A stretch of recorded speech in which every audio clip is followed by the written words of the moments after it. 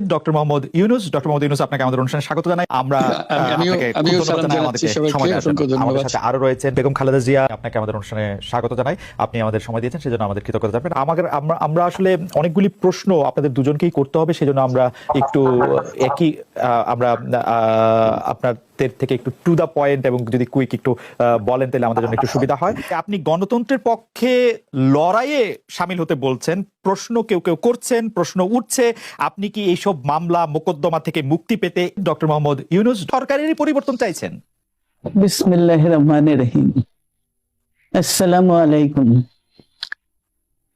দীর্ঘদিন অসুস্থ থাকার পর আপনাদের সামনে কথা বলতে পারার জন্য আল্লাহর কাছে শুকরিয়া আদায় করছি। আমার কারাবন্দী অবস্থায় আপনারা আমার কারামুক্তি ও রোগ মুক্তির জন্য সংগ্রাম করেছেন, দোয়া করেছেন, সেজন্য আমি আপনাদের সকলকে ধন্যবাদ জানাচ্ছি। দীর্ঘ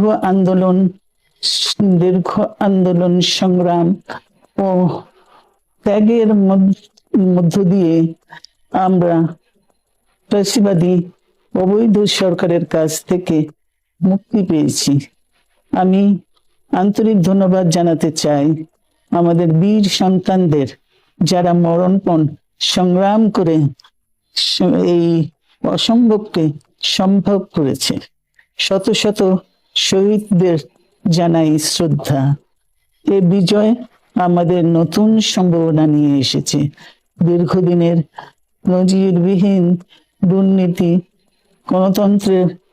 গণতন্ত্রের ধ্বংসের স্তূপের মধ্য থেকে আমাদের নির্মাণ করতে হবে এক সমৃদ্ধ বাংলাদেশ।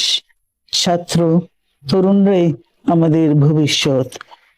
তরুণরা এই যে স্বপ্ন নিয়ে বুকের রক্ত ঢেলে দিয়েছে, সেই স্বপ্ন বাস্তবায়নে করতে মেধা, যোগ্যতা, জ্ঞান ভিত্তিক গণতান্ত্রিক বাংলাদেশ গড়ে তুলতে হবে।